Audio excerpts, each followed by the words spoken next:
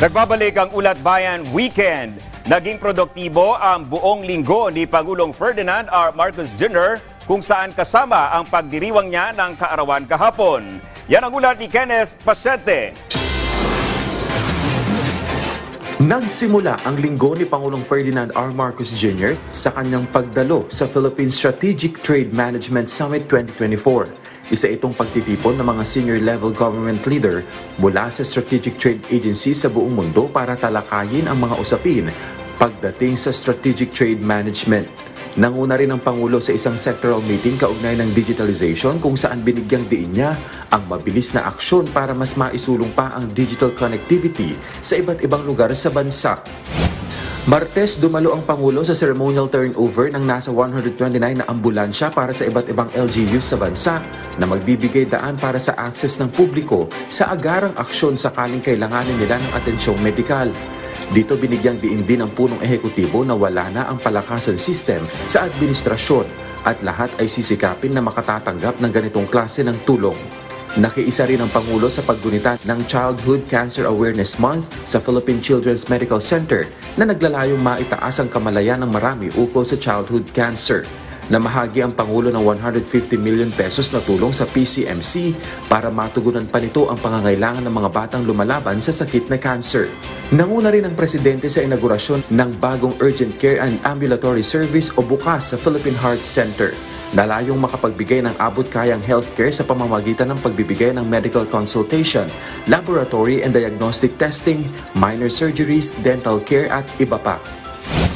Miyerkules, nakiisa naman ang Pangulo sa paggunita ng ika-107 birth anniversary ng kanyang ama na si dating Pangulong Ferdinand E. Marcos Sr. sa Ilocos Norte. Sinundan niya ng pamamahagi ng agricultural, fishery at veterinary interventions sa mga magsasaka, mangingisda at livestock raisers na nagkakahalaga ng 157.95 milyon. 69 na ambulansya rin ang pinangunahang ipamahagi ng Pangulo sa iba't ibang LGUs ng Ilocos Norte.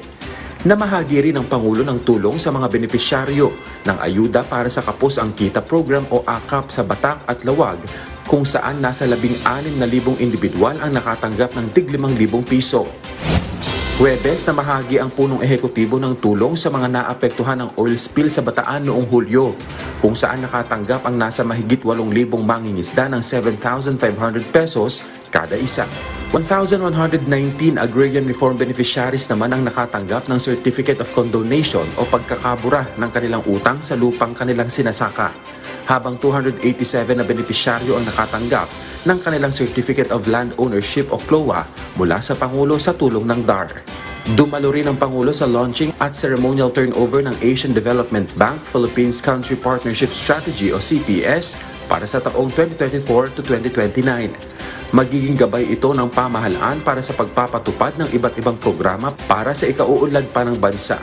Bilang pagkilala sa kanilang husay at galing, nakatanggap ang 6 na Filipino Paralympians na sumabak sa Paris 2024 Paralympic Games ng tig-1 milyong piso mula sa pamahalaan. At sa mismong kaarawan niya kahapon, nanguna ang Pangulo sa paglulunsad ng Agri-Puhunan at Pantawid Program para sa mga magsasaka sa Nueva Ecija, kung saan magkakaroon ng Interventions Monitoring Card o IMC ang mga benepisyaryo na may input credits na nagkakahalaga ng 28,000 pesos na maaari nilang gamitin para sa kanilang pangangailangan sa sakahan. Bukod pa, ang 8,000 pesos na matatanggap nila kada buwan sa loob ng 4 na buwan na may kabuuang 32,000 pesos. Kenneth Pasente para sa Pambansang TV sa Bagong Pilipinas.